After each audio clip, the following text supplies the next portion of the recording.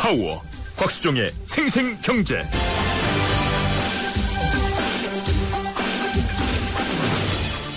안녕하십니까. 10월 29일 화요일 YTN 생생경제 시작하겠습니다. 곽수정입니다. 월급 생활자들의 월급 통장이 더욱더 가벼워질 것 같군요. 소득공제가 이 세액공제로 바뀌게 되면서 월급 생활자들의 부담해야 될 추가 세금 규모가 2015년부터 2018년까지 매년 1조 원 이상 더 늘어난다는 소식입니다. 종합소득세를 내는 전문직이나 자영업자들의 세액 부담은 별로 느는 변화가 없는데요. 또 법인세를 내는 기업 세 부담은 오히려 매년 한 2천억 원씩 줄어드는 반면에요. 이 개인적인 월급쟁이들은 세금을 더 내야 된답니다. 어떻게 월급 생활자들의 세 부담이 일방적으로 이렇게 크게 늘어난다는 것은 무엇을 말하는 걸까요? 하지만 기업의 소득이 줄어들지 않은 상태에서 기업의 세금 부담은 줄어든다는 말은 또 무슨 말일까요? 만약에 기업 소득이 줄어들었다면 기업에게 법인세를 인하해 줘야 되겠죠. 통계자료 보니까요. 하지만 그 반대입니다. 2000년에서 2012년간 기업 소득은 3배가 늘었는 반면에 법인세 부담은 2.75배 증가했습니다. 가계는요. 소득이 1.93배 늘었는데 세 부담은 오히려 2.61배 늘었다는 겁니다. 지난 28일 발간한 국회 예산정책처 자료입니다. 가계부채가 왜 더 늘어나고 카드 연체율이 왜 더 증가하는지, 또 세금으로 지급한다는 기초연금에 왜 이렇게 민감하게 반응하는지 좀 이해가 되시겠습니까? 결국 이제 개인이 노후를 스스로 책임질 수밖에 없다는 것 아니겠습니까? 그러려면 개인저축 늘려야 하는데요. 오늘이 저축의 날 50주년입니다. 2부 경제핫 이슈 시간에 1990년대 이후 지속적으로 하락하고 있는 저축률에 대해서 알아보도록 하겠습니다.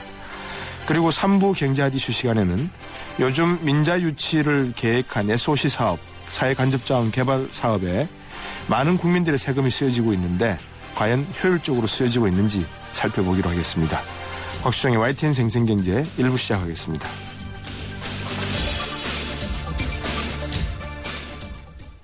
자동차 1년에 얼마나 타세요? 한 9,000km? 사고 난 적은요? 3년간 없죠. 그럼 보험료 할인 더 받으셔야죠. 마일리지로 할인받고 3년 무사고로 또 한 번 할인. 악사 다이렉트 자동차 보험 1566 악사 다이렉트. 가입 시 유의사항을 꼭 확인하세요.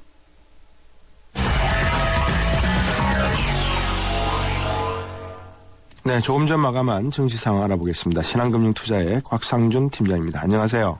네, 안녕하십니까. 곽상준입니다. 예, 오늘 우리 증시도 엎치락뒤치락 했네요, 보니까. 네, 오늘 엎치락뒤치락 많이 했습니다.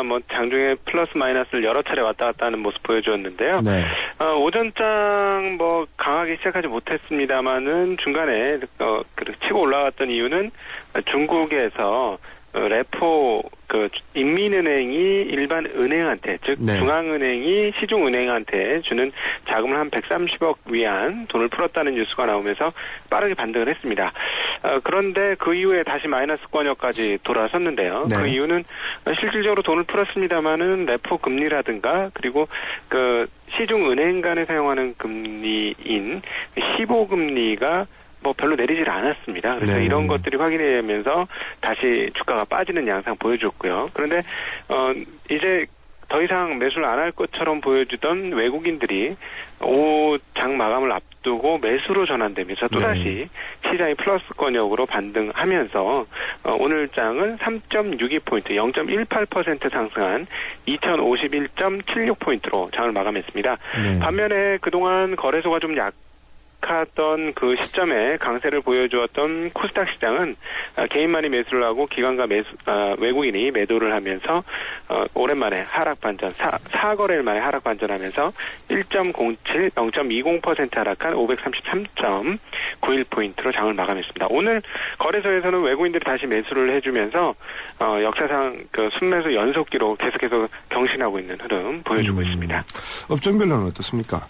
네, 업종별로는 그동안의 대형주군들 중에서 좀 조정폭이 심했던 화학업종이 가장 큰 폭으로 상승을 했는데요. 네. 아무래도 그 중국 시장에서 유동성을 공급했다는 뉴스가 가장 크게 일단 전해진 것이고, 또 하나는 그동안의 며칠간 낙폭이 좀 과했던 부분들이 이렇게 반등의 촉매가 됐다, 이렇게 볼 수 있겠습니다. 그러나 이제 중국 시장 같은 경우는 그 15시에 약 한 1.5% 상하이 종합주가 지수가 좀 하락해 있거든요. 그래서 네. 이 부분들은 한국 시장에 계속적으로 부담을 미칠 것이다, 이렇게 판단을 하고 있습니다. 우리나라 경제에 대해서 이제 조금씩 엇갈리는 평가들이 나오고 있습니다만 정부는 좀 낙관적으로 보시는 것 같고 일반 정권사에서는 우리 경제 2014년 전망을 어떻게 보고 계십니까? 네, 일단은 이번에 3분기 실적 오늘도 나왔습니다만 상당히 큰 폭의 그 흑자 흐름들 계속 이어가고 있습니다. 아마 이번 3분기가 전체 흑자 규모로는 상당히 높은 고점 정도 수준이지 않겠나 보고 내년 상반기까지는 이보다는 조금 약화된 경상흑자를 내지 않겠느냐, 이렇게 판단을 합니다.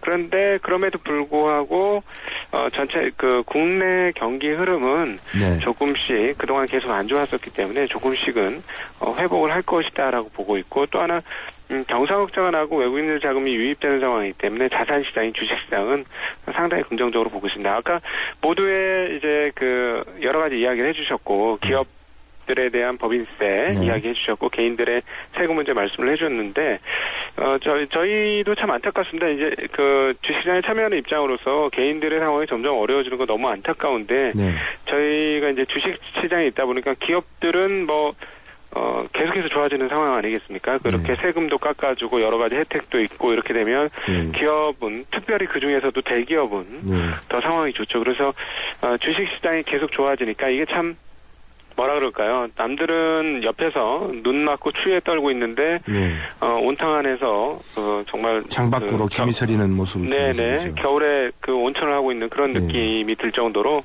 좀 안타깝습니다. 어쨌든 한국의 기업 경기들은 상황이 나쁘지 않고, 이런 상황이라면 내년도 주식시장 흐름들은 굉장히 강한 흐름이 나올 가능성이 계속 있다, 이렇게 보고 있습니다. 그런데 일부 지적은 또 기업도 다 좋은 게 아니라 그럼요. 수출 중심의 전차 기업만 좋지, 전차 기업과 관련 협력업체들만 좋지 나머지 업체들은 별로 좋지가 않다, 이런 지적도 있거든요. 네, 그렇습니다. 실제로 대기업들이라고 제가 표현을 드렸는데요. 대기업들에 집중되는 양상들이 많습니다. 지금 사실 이번 3분기 경상흑자가 많이 나왔고 내년도에 좀 꺾일 거라고 했던 이면에는 한국의 대표 기업인 삼성전자, 현대차가 올해만큼은 좋지 않을 것이다라는 전망이 있는 것이죠. 그러니까 그 두 기업의 실적이 꺾이면 전체 경상도 영향을 받을 정도로 소수 대기업에 의해서 이 시장이 좀 좌우될 수 있는, 전체 볼륨에서의 이익 규모도 좌우될 수 있는 그런 상황이 간 것이죠. 그래서 사실 그것도 잘 대비를 해야 된다고 봅니다. 이게 소수 대기업이 다 가지고 가게 되면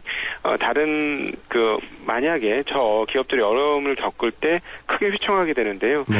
사실 노키아가 저렇게 될 거라고 누가 생각을 했겠습니까? 노키아도 저렇게, 이 IT 기업들은 또 변동성이 워낙 크기 때문에 그렇죠. 그러니까 항상 그런 거에 대비할 수 있는 국가적인 어떤 영향을 좀 모으는 것도 상당히 필요하지 않겠느냐. 이게 시장에 참여하는 입장이지만 안타까움을 같이 가지게 되는 그런 대목입니다. 그 부분은. 국가 경제를 걱정하는 국민의 한 사람의 입장에서도 한 기업이 전체 국가 GDP의 25%를 넘게 차지하고 경상수지 흑자의 30%를 차지한다는 것은 한편으로는 좋으면서도 한편으로는 두려운 것이죠.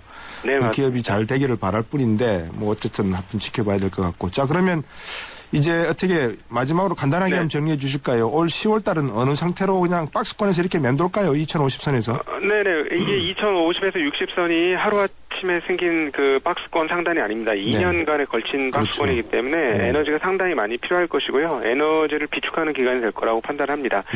이 이후 만약 이 라인을 돌파를 해준다면 시장은 굉장히 강하게 갈 것인데요.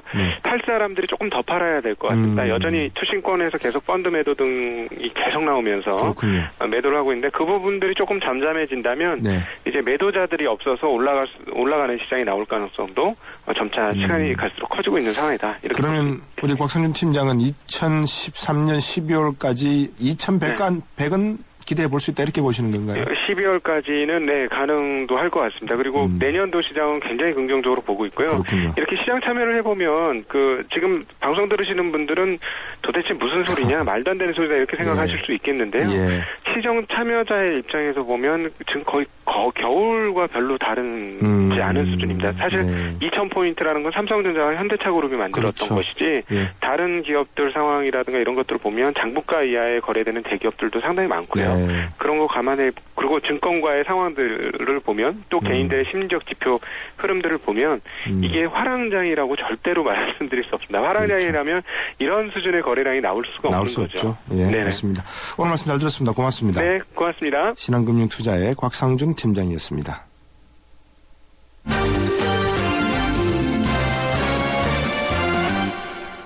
네, 제가 이 독감 주사까지도 맞았는데 이 감기가 들었습니다. 계속해서 청취자 여러분들께 이 목소리 때문에 좀 거북하게 들리시더라도 양해 말씀 드리겠습니다.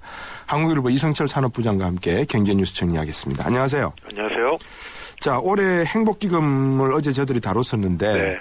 올해 한 70만 명이 채무구제 받습니까? 예, 그렇습니다. 이 박근혜 정부 출범 이후에 취약계층에 대한 자활 이런 이제 공약이 있었죠. 네. 그래서 여러 가지 다중 채무자들 또 자활 능력이 없는 채무자들 이런 분들에 대한 이제 채무 구제 프로그램들이 말씀하신 행복기금을 포함해서 가동되고 있고 이렇게 되면은 뭐 이런 표현이 적합한지 모르겠습니다만 아무튼 건국 이래 가장 큰 70만 명 정도의 채무 재정이 네. 조정이 이루어질 것이다. 구제를 받을 것이다. 이런 지금 관측이 나오고 있습니다. 올해 들어서 이달 말까지 금융위원회, 금융감독원, 또 캠코, 신용회복위원회 이런 각종 기관을 동원해서 지금까지 약 66만 7천 명 정도가 개인 채무 축소의 어떤 혜택을 받게 됐고요. 예. 지금과 같은 추세라면 연말까지 한 68만 명에서 69만 명, 한 70만 명 정도의 채무가 줄어드는 아마 그런 프로그램이 이루어질 것으로 보입니다. 네. 사실 어려운 분들한테 빚더미 위에 올라앉은 어려운 분들한테 이런 빚을 줄여주고 그러면서 어떤 자활의 동기를 부여한다는 것은 사실 뭐 굉장히 바람직한 일입니다. 근데 다만 이 과정에서 이제 항상 이것이 동전의 양면인데요. 네. 채무 탕감이라든가 이 채무 조정 프로그램의 그 뒷면에는 이 도덕적 해이라는 문제가 꼭 나오게 됩니다. 결국 이제 빚이라는 것도 물론 힘들고 어려워서 진 거겠습니다만 기본적으로 개인들의 일종의 선택 행위 아니겠습니까? 이제 그런 개인적인 어떤 선택에 의해서 이루어진 이 채무, 그것을 못 갚는다는 이유로 이제 정부가 그걸 깎아주고 뭐 탕감해주고 하는 것 이런 것들이 자칫 잘못하면은 그냥 버티면은 나중엔 다 구제가 된다, 뭐 탕감을 받는다, 또 개인 빚까지 과연 나라가 갚아주는 게 과연 정상이냐 이런 거에 대한 논란이 끊이지를 않고 있습니다. 그러니까 어려운 분들한테 자활의 기회를 준다라는 건 분명히 그 대전제에 대해서는 누가 이 일을 제기하지 않을 것 같고요. 다만 이러한 어떤 구체적인 빚을 깎아주고 탕감해주고 하는 부분 같은 경우에는 이것이 이 반복될 경우에 모랄 해저드 문제에 어떤 필연적으로 봉착할 수밖에 없다는 점을 그렇죠. 우리가 이해하고 들어가야 될 것 같습니다. 그동안 열심히 빚을 어려운 상황에서도 내신 분들, 혜택을 못 받는 분들이 또 느끼는 상대적 그 괴리감 이것도 크지 않습니까? 그죠? 실제로 지난번에 이제 행복기금 얘기 나왔을 때 갚을 수 있는 분들도 이런 게 나온다고 그러니까 안 갚았죠. 버티고 뭐 이제 이런 일들이 일부 있었거든요. 그러니까 그런 것들은 분명히 구분이 돼야 된다고 생각이 듭니다. 그렇죠. 자, 요새 이제 노령화 사회, 뭐 고령화 사회 이런 이야기가 많이 나오는데 그래도 소비 성향이 많이 바뀝니까? 어떻습니까? 예, 사실 이제 고령화 시대에 접어들면서 이제는 그 실버 시장이라고 그래가지고 이 중장년층을 겨냥한 하나의 그 거대한 시장이 만들어지고 있습니다. 그분들이 어떻게 보면은 뭐 주력 소비 계층이 되는 측면들도 있고요.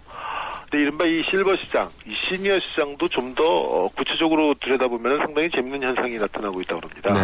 오늘 LG경제연구원이 한국 시니어 세대 소비 패턴 이런 이제 보고서를 냈는데요. 그 내용을 보면은 이 50대와 60대, 70대 이상의 계층도 이 연령대별로 굉장히 독특한 지출 형태를 보이더라. 이런 얘기입니다. 그러니까 최근 5년 동안 이 50대, 60대, 70대의 어떤 생활 편의, 여가, 건강 이런 항목에 대해서 돈을 어떻게 쓰고 있는지를 쭉 추적 조사를 해봤더니요. 일단 50대 같은 경우는 자동차에 들어가는 돈의 비중이 다른 고령층보다 상대적으로 좀 높았다고 합니다. 네. 그리고 절대 금액이 아니라 이제 상대적으로 높았다는 거고요. 네. 60대가 다른 연령대보다 상대적으로 지갑을 많이 여는 것, 그러니까 많이 쓰는 이 비용이 애완동물 쪽에 대한 지출이 상대적으로 많더라. 이런 항목이 또 나왔습니다. 예. 그리고 건강기능식품, 가사서비스, 화장품 이런 지출도 많았다고 하는데 그리고 이제 70대 이상 같은 경우는 주택 유지 수선 뭐 이런 쪽이 좀 많았다고 하는데요. 네. 애완동물 부분을 보면서 저는 이제 그런 생각을 해봤습니다. 아무래도 이제 이 자녀들이 네. 다 이제 장성을 해가지고 그렇죠. 출가를 하고 예. 이제 노인들 2분 혹은 혼자만 남게 된 분들이 많지 않습니까? 예, 예. 그러다 보니까 이제 저도 뭐 사실 집에서 강아지를 키우고 있습니다만은 사실 가족 같아지거든요 이제는. 그래서 이제 요즘은 애완동물이란 말도 안 쓰고 네. 반려동물이다 이제 이런 말도 쓰이는데요. 그러다 보니까 이 반려동물, 애완동물에 대한 상대적으로 지출, 뭐 강아지들도 아프면 병원도 가고 네. 뭐 사료도 사야 되고 네. 그런 지출이 상대적으로 많다고 합니다. 뭐 우리 고령화 핵가족화되는 고령화 사회의 한 단면인 것 같고요. 네. 또 예컨대 이 소득별로 봐서도요. 네. 예컨대 이 자동차 같이 돈이 많이 드는 또 해외여행처럼 목돈이 드는 품목은 이 항목은 아무래도 이제 소득이 높은 계층에서 많이 나갔는데 네. 화장품 같은 이제 품목을 보면은 50대까지는 소득 영향을 별로 안 받다가 네. 60, 70대부터 가면은 고소득층이 많이 산다고 합니다. 그러니까 예컨대 60대 이상이 되면은 여유가 있는 분들은 계속 화장품을 사지만 불료불급한 소비이기 때문에 생활이 어려운 분들은 끊겨낸다는 것이죠. 네. 또 애완동물 건강기능식품은 오히려 소득이 적을수록 이쪽에 대한 지출이 많더라. 말씀드린 것처럼 어떤 외로운 노인들의 이제 그런 부분도 있을 것이고 네. 건강기능식품은 상대적으로 다른 병원에 가거나 뭐 이런 이 여력이 상대적으로 없기 때문에 그런 건강 관리를 상대적으로 좀 저렴한 건강기능식품 쪽으로 충당하는 것이 아니냐 이런 관측도 가능할 것 같습니다. 점점 이제 고령화 사회에 들어갈수록 외로움을 느끼는 노인 세대들이 많아지시는 것 같군요. 네. 예. 자, 그 다음에 우리 정부가 성장을 생각하니까 이 투자가 요새 좀, 투자라 그러면 보통 이제 설비 투자, 건설 투자 두 개를 말하는데. 네. 투자가 위축되니까 투자 활성화 대책에 나섰다고요? 예, 정부가 지금 뭐 계속, 어제는 기업가 주간 행사에서 박근혜 대통령이 이제 기업가 정신을 강조하면서. 네. 기업들에게 적극적인 투자를 당부했고, 오늘은 윤상집 산업통상부 장관이 이 30대 그룹 이 회장단들을 모아가지고, 또 투자 고용 간담회를 열었습니다. 네. 그 과정에서 이 정부의 강력한 투자 활성화 의지를 다시 한번 강조하면서 네. 30대 그룹들이 올해 약속을 했던 155조 원 투자, 14만 명 고용 계획 이걸 꼭 100% 달성해달라라고 아주 강하게 요구를 했습니다. 네. 지금 아무래도 이제 경제가 2분기 연속 1%대 상대적으로 조금 회복되는 기미가 보이고 있는데 네. 여기에 이 투자와 고용에 어떤 탄력을 주지 않으면 이 회복세는 꺾일 수가 있기 때문에 그렇군요. 기업들이 좀 나서달라고 얘기하고 있는데 예. 기업들은 반대로 계속 정부가 투자 확대만 요구하지 말고 규제를 좀 풀어달라. 규제를 좀 풀어달라. 어떻게 보면 양쪽이 서로 앵무새 같은 얘기만 계속 반복하고 있는 것이 아닌가 그런 느낌도 받게 됩니다. 뭐 국회는 뭐 들은 척 만척하고 딴 일하고 계시고. 그죠? 네. 예, 오늘도 잘 들었습니다. 고맙습니다. 네, 감사합니다. 한국일보의 이성철 산업부장이었습니다. 투싼 우리나라에서만 잘 나가는 줄 알았더니 8년 연속 글로벌 넘버원? IHS 집계 2005년부터 8년 연속 2000cc급 SUV 세계 생산량 1위. 넘버원의 스케일이 남다르다.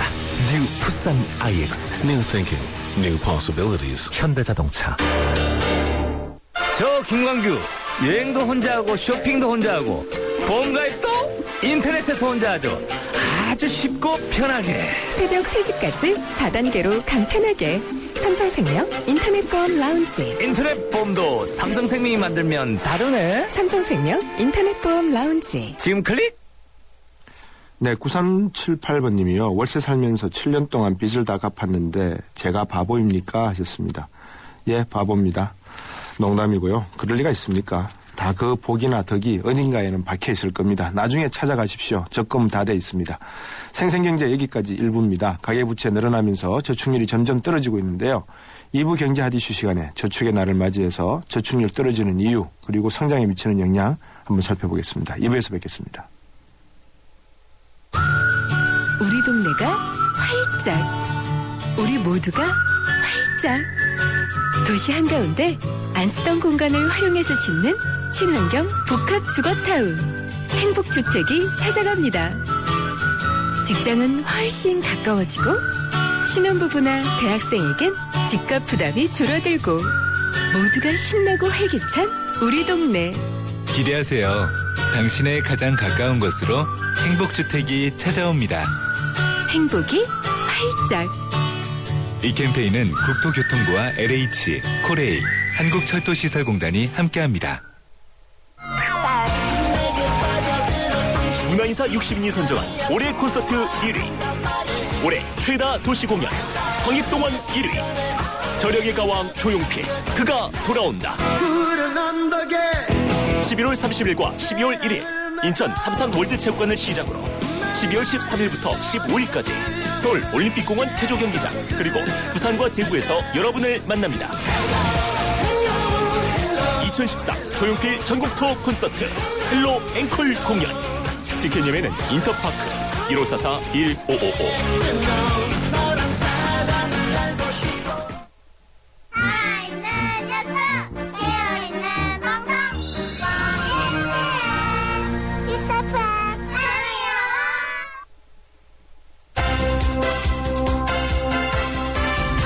문제는 경제다.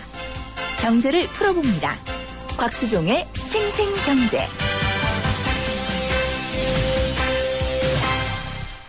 세상의 베이스가 되다 포스코 협찬으로 곽수정의 YTN 생생경제 2부 시작하겠습니다. 여러분들 YTN 예스 한번 써보셨습니까? 음진도 상당히 좋다는 이야기를 제가 많이 듣습니다. 그 참에 또 제가 감기가 걸려서 예스 한번 써보시고요. 그리고 또 과거처럼 옛날처럼 우물정 공구사업은 있지 않습니까? 짧은 문자 50원, 긴 문자 100원 부과되죠. 사용하셔도 됩니다. 그리고 트위터도 가능하고요. 골뱅이 YTN 밑줄 이코노미입니다. 그리고 웹사이트 또 들어오셔서 여러분들이 많은 사연 또 의문점 있으면 질문 주셔도 됩니다. 저희들이 참고하고 또 방송할 때도 반영하도록 그렇게 하겠습니다. 잠시 광고 듣고 오겠습니다. 네, 피자헛입니다. 저기요, 고기 피자랑 새우 피자랑 뭐가 더 맛있어요? 둘 다 맛있습니다, 고객님. 그래도 뭐가 더 잘 나가요? 솔직하게. 둘 다 잘 나갑니다. 왜냐하면 더블 박스. 박스는 하나, 피자는 두 가지. 25,000원. 1588-5588 피자헛. 더블 박스 주세요. 업데이트 한 번 안 했다고 바다를 달리고 산을 헤매는 당신의 내비는 업데이트 안 해도 언제나 최신 지도로 누구보다 빠르게 안내하는 유플러스 내비 LTE는 마음껏 감탄하세요. 이런 게 100% LTE 생활 유플러스. 광대역 LTE는 LTE폰이면 다 되는 거요? 아니라 모두 되는 거 KT폰 오직 모든 LTE폰에서 광대역 LTE 되는 건 KT폰. KT로 오시오 웰컴 황금 주파수 광대역 LTE 올레. 9월 30일 기준 올레닷컴 참조. 곽수종의 생생경제. 아니 요즘 같은 시대에 무슨 저축의 날입니까? 소비하거나 투자의 날 기념식을 하는 게 더 어울리지 않을까요? 소비가 미덕이라는 말이 더 낯설지 않은 요즘에 이 금융권에서 나오는 이야기입니다. 한 언론에서 나온 이야기를 제가 지금 읽어드린 겁니다. 그런데 벌써 50회 저축의 날이랍니다. 오늘이 말입니다. 여러분 저축 얼마나 하고 계십니까? 저는 어릴 때 학교에서 강제로 반강제죠 우체국 통장 만들었고요. 그리고 또 대주저금 통장 들고 다니면서 찍기도 했었습니다. 자, 우리가 이렇게 민족 자본이 없을 때 저축이라고 하는 것은 외국에서 돈을 빌려와서 투자를 해야 될 때 아주 긴요하게 쓰였던 우리의 투자 자본이었습니다. 그렇지만 요즘은 이 저축률이 떨어져도 너무 떨어지는 것 같습니다. 얼마나 떨어지고 어떤 효과가 있는지 한국금융연구원의 박정규 선임연구위원과 말씀 나눠보겠습니다. 안녕하세요. 네, 안녕하세요. 지금 우리나라 저축률이 어떻습니까? 한 3.4% 가계 저축률이 한 3.4%로 되어 있습니다. 작년까지. 한때는 얼마까지 갔습니까? 그게? 우리가 잘 나갈 적에는 80년대 중반 이후부터 90년대 초반까지 거의 한 8, 9년 정도 20%를 훨씬 넘었었어요. 그래가지고 왜 한국이 이렇게 저축률이 높으냐 이게 막 그냥 그 연구 주제가 되고 막 그랬었던 적이 있었습니다. 근데 이해가 되긴 되네요. 왜냐 그러면 1997년 위안위기 맞으면서 네. 가계빚이 일시적으로 늘어나게 됐고 그죠? 네네. 이거 청산하면서 저축 그동안 했던 거 다 뭐 가름했을 거 아니겠습니까? 예, 이거 좀 자세히 보면은 네. 그 IMF 되니까 이제 금리를 대폭 올렸지 않습니까? 그렇죠. IMF 가? 25%까지 올라갔었죠. 네, 그래가지고 이제 그때 이제 저축률이 뾰족하게 일시적으로 올랐었어요. 아, 예, 그래서 예. 21% 정도로 올랐었다가 예. 99, 2000, 2001, 2002 네. 이 4년 동안에 예. 그게 21% 했던 거가 0.4%로 폭락을 했습니다. 아이고. 예. 왜 그렇습니까? 그건 아무래도 당시 이제 IMF 경제가 어려워지니까 네. 정부에서 이제 그 소비를 좀 하라. 저축보다는 소비를 하라. 이런 분위기를 많이 만들었고요. 네. 그다음에 그 가계 대출 같은 것도 이제 많이 그 허용을 해주고. 예. 그리고 또 2001년부터 이제 저금리가 가세를 하지 않았습니까? 예. 그래서 사회 전체가 저축보다는 그 빚을 권하는 사회가 이제 돼버리는 바람에 네. 그렇게 그 저축률이 급락을 하지 않았나 이렇게 생각을 합니다. 예. 그래서 이제 그 0.4%까지 이제 떨어진 다음에 그다음부터는 이제 우리가 2003년에 카드 대란이 났었잖아요. 그렇죠. 예, 10년이 벌써 됐습니다만은 그렇게 되니까 이제 소비를 이제 못하게 될 지경이 되니까 네. 우리가 그 2003년 4년에 소비 증가율이 그 사상 최장 기간 동안 마이너스를 했었거든요. 그러다 보니까 이제 그 가계저축률이 조금 올랐습니다. 네. 소비를 안 하니까. 네.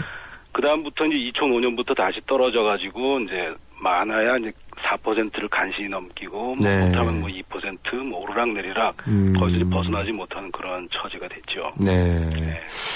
이 역사적으로 흐름을 말씀해 주시니까 좀 이해가 되네요. 그게 네. 그럴 수밖에 없던 필연적인 사건들이 군데군데 끼어 있었네요. 예, 그렇죠. 그래서 이제 그 최근 들어가지고 네. 왜 그 경제가 그 IMF 위기 같은 거는 이제 지났는데도 네. 왜 이렇게 저축률이 오르지 못하나 이걸 보면은 네. 뭐 그 소득이 기본적으로 오르지 않기 때문에 그렇죠. 가계 소득이 IMF 이후에 전혀 뭐 오르지를 않고 있고요. 네. IMF 이전에는 가계 소득이 매년 15%씩 평균 네. 이렇게 올랐었거든요. 네. 근데 98년부터 지금까지는 5% 내외로 3분의 1로 토막이 났습니다. 증가율이. 그래서 이제 특히 이제 그 글로벌 금융위기 이후에는 네. 2008년부터 지금까지 5년 남짓 시간이 흘렀는데 네. 실질 임금이 임금 빼기 이제 물가 상승률인 거죠. 네. 그거가 하나도 오르지를 않았어요. 실질 임금이 우리 왕성하게 계속 올라왔었는데 우리가 경제가 네. 전통적으로 네. 5년 동안 이렇게 한 발짝도 오르지 않은 적이 없었습니다. 네.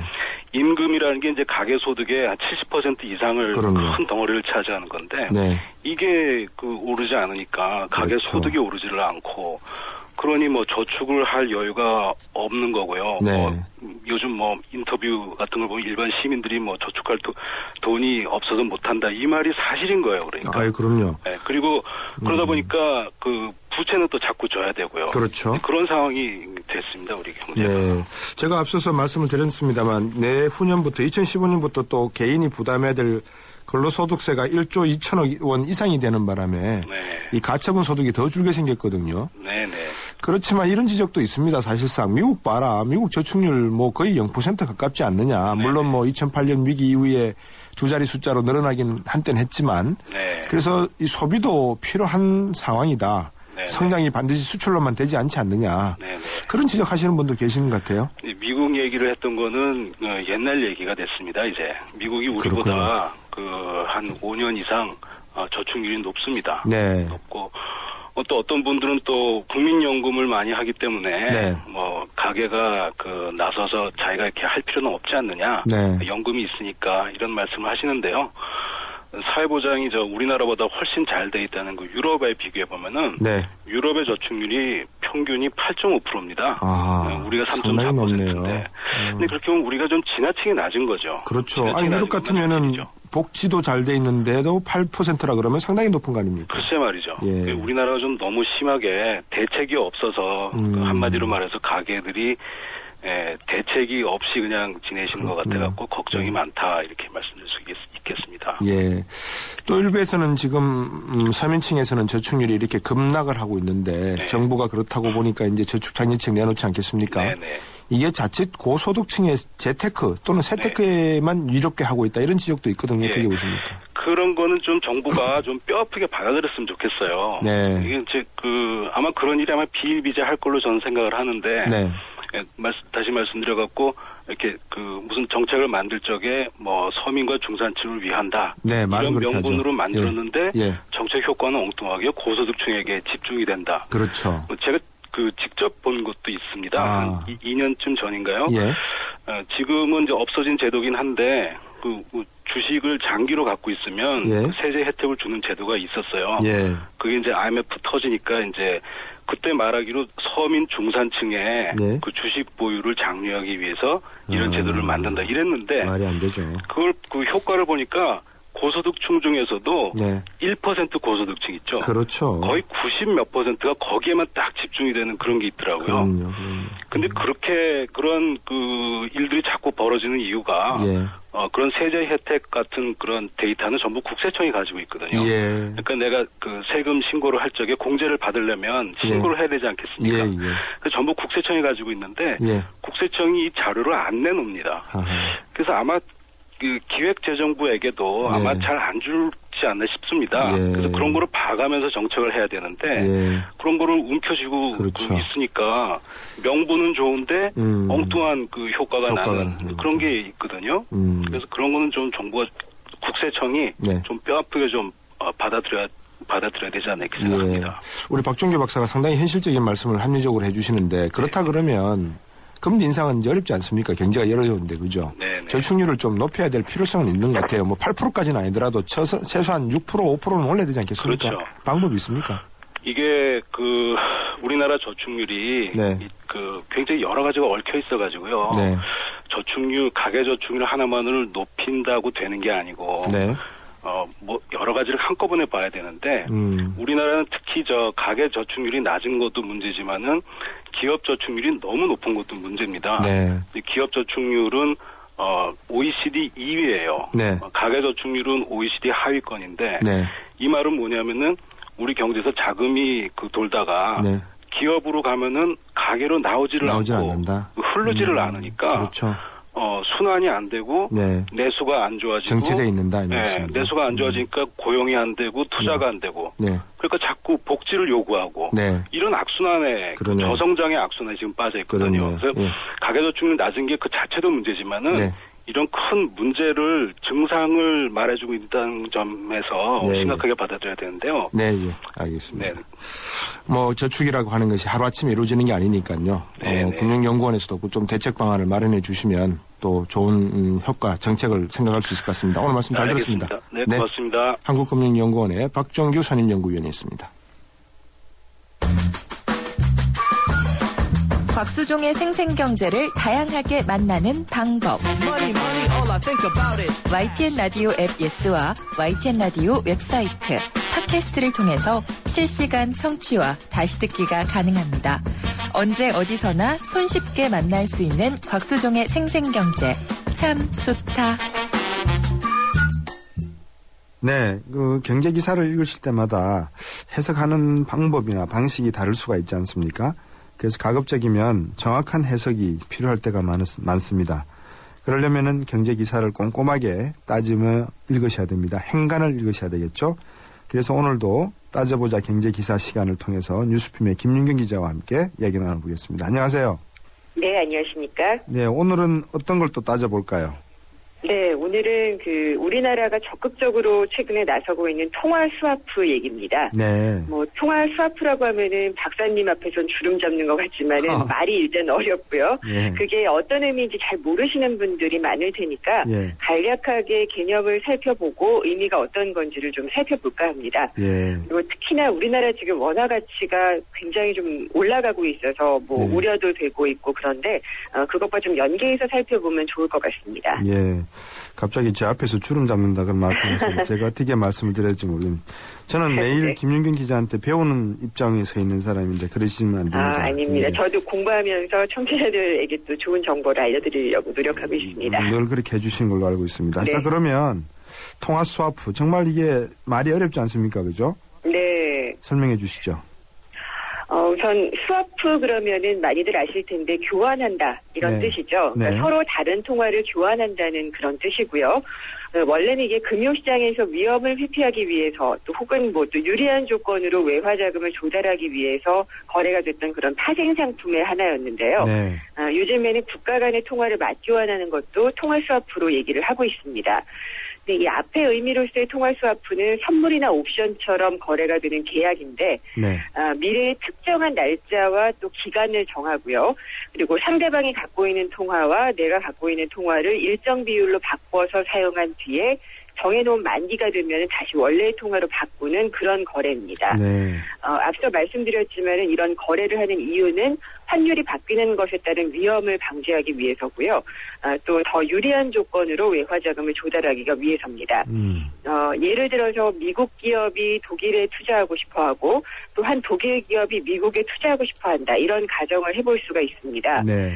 근데 둘 다 그렇게 되면은 미국 기업으로서는 독일 돈이 필요할 거고요. 유로화. 네. 또 독일 기업이 미국에 진출하기 위해서는 미국 돈, 달러화가 필요한 상황이 됩니다. 네. 근데 이게 모두 현지에서 자금을 조달하는 것이 외국에서보다는 유리한데, 그렇겠네요. 그렇게 되니까 각각의 기업이 상대방의 기업이 필요한 돈을 조달을 하고 그것을 바꾸는 겁니다.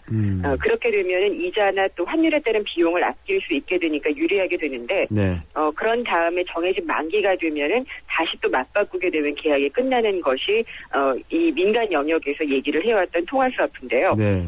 국가 간의 통화 스와프는 약간 좀 개념이 다릅니다. 국가 간 통화 스와프 그러니까 우리나라 같은 경우는 1997년 야인위기 때 통화 스와프 했었죠. 그죠? 그렇습니다. 그리고 2008년 때도 하지 않았나요? 미국과 한 300억 달러 한 걸로 제가 알고 있는데. 예, 상당히 많이 했었는데 그때 그 금융위기가 둘 다 있었죠. 금융위기, 네, 외환위기가 네. 있었을 때였는데 기업 간의 통화 스와프가 이렇게 비용을 절감하거나 뭐 환 변동에 따른 위험을 좀 피하기 위한 것이라면은 나라 간의 통화 스와프는 대개 외환 유동성의 부족을 막기 위해서 이루어졌었습니다. 네.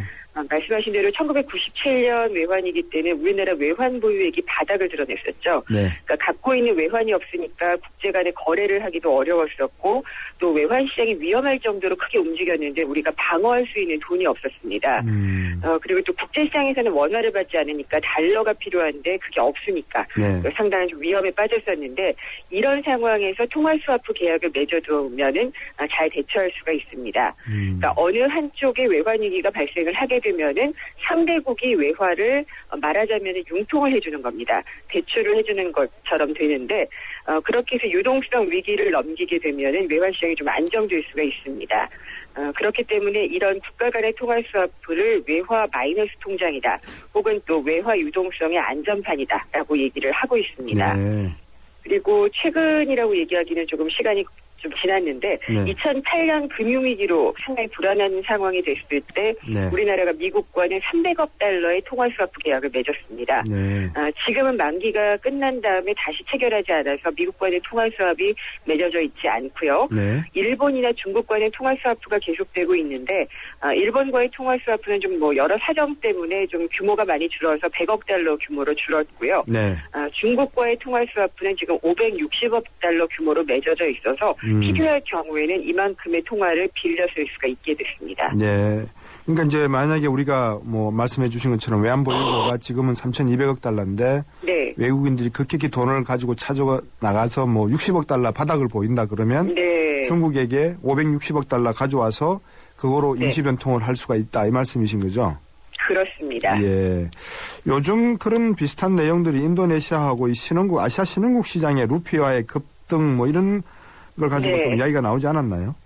네, 최근에는 예전에는 우리가 이제 선진국의 SOS를 치는 개념의 통화 스와프 계약을 맺었었습니다. 그렇죠. 그러니까 우리가 위험할 때를 대비해서 그렇게 통화 스와프 계약을 맺었었는데, 네.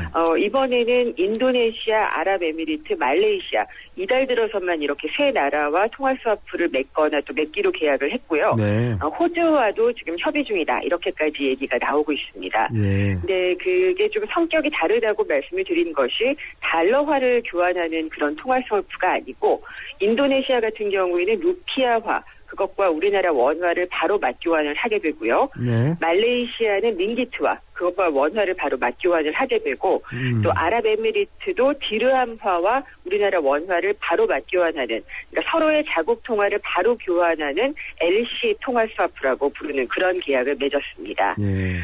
또 의미와 목적도 조금 달라지게 되는데 일단 그 우리나라가 예전에는 수입 결제를 할 때 대부분 이제 달러화로 계산을 결제를 하게 됐었는데 이번에 통화 스와프를 체결한 나라들 같은 경우에는 우리나라가 천연가스라든지 원유 같은 것들을 들여오는 그런 나라들입니다. 네. 근데 여기에 결제를 할 때 원화를 쓸 수 있는 그런 기회가 좀 늘어나게 되는 것이죠. 그러니까 아랍에미리트에서 원유를 사고 달러를 내는 것이 아니라 원화로 바로 대금을 결제할 수도 있게 되니까 환전에 드는 비용 같은 것들도 줄일 수가 있게 되고요. 결과적으로 우리가 달러를 덜 쓰게 되니까 달러 유동성 걱정도 덜 수 있는 그런 효과를 얻게 됩니다. 이렇게 되면 이제 우리 원화의 그 어떤 뭐라 그럴까요? 국제적 결제화로서의 가치도 상당히 지위도 올라갈 수 있겠네요. 그죠? 네, 그러니까 뭐 자원 외교를 강화한다 이런 이유를 지금 기획재정부에서 설명하기도 했었는데 그것보다는 인도네시아 같은 경우에도 그렇고 말레이시아도 그렇고 최근에 이 신흥국에서 외국인들이 많이 빠져나가면서 외환위기 가능성까지 대두가 됐었는데요. 그때 또 우리나라가 도와줄 수 있는 그런 역할을 또 할 수가 있게 됩니다. 그러니까 국제통화로서의 원화를 그들 나라가 인정을 한 셈이고 또 무역결제 원화가 바로 직접 사용이 되니까 우리의 경제 영토도 넓어진다. 이렇게 설명을 하고 있는데 그게 맞다고 볼 수가 있겠습니다. 이 달러의 어떤 자산으로 가치가 올라가다 보니까 달러가 마치 금처럼 인식이 돼서 우리가 외환보유고로 달러를 많이 가지고 있으니까 그걸 담보로 해서 우리나라 원화도 믿겠다 이런 말 아니겠습니까? 그죠? 예, 또 우리나라 경제 펀더멘털, 기초 체력도 상당히 좀 단단해졌기 때문에, 뭐 예전에는 우리가 지원을 받고자 한 나라였다면은 인도네시아 이런 나라에는 위험에 노출되면 우리가 통화 스와프를 통해서 도와줄 수도 있는 그런 나라가 됐다라고 얘기를 할 수가 있겠습니다. 정부의 일방적인 어떤 뭐 이야기만 듣기에는 좀 그렇지만 나름대로 객관적으로 놓고 보면 우리나라의 경제 위상이 원화가 이런 결제 통화로 쓰여진다라고 하는 것은 그만큼 뭐 높아졌다라고 이야기하는 데는 무리는 없을 것 같기도 하고요. 어떻게 봐야 됩니까? 네. 그렇습니다. 일단 저는 높아졌다라는 말에는 그 어떤 이의를 제기하기는 어렵다는 생각은 하고 있습니다. 특히나 이제 미국이 예전에는 그 전 세계 나라에서 달러화만 거의 통용되다시피 했었는데 지금 뭐 유로화라든지 위안화라든지 국제 통화로서의 위치들이 상당히 높아지면서 달러화의 위상은 또 그만큼 좀 낮아지는 경향도 있고요. 또 우리나라 원화도 이렇게 바로 자국 통화와 바꾸겠다고 얘기를 하는 것을 보면은 우리나라 원화도 그만한 가치를 갖고 있다는 것을 스스로 증명을 해내는 그런 경우가 아닌가 싶습니다. 그렇지만 또 우리나라 경제는 기본적으로 인도네시아, 말레이시아와 크게 다르지 않는 것이 있다면은 해외 변수에 취약할 수 있다라는 그런 점입니다. 본질적인 약점이라고 할 수가 있는데 금융시장도 외국인 투자자들의 놀이터다 이런 지적이 가끔가다 좀 나올 만큼 그들이 이제 빠져나가거나 하면 급격하게 무너질 수가 있고요. 그래서 5년 전에 그 금융위기 때는 우리나라가 미국이라든지 이런 나라들과 통화 수합을 맺으려고 뭐 매달려야 했었다는 표현이 좀 약간 어폐는 있을 수가 있습니다만은 그런 상황이었었고요. 또 해외 기관 투자가들이 자금을 빼내가지 않도록 정부 관계자들이 뭐 직접 찾아다니기도 했었다 이런 말들도 있었습니다.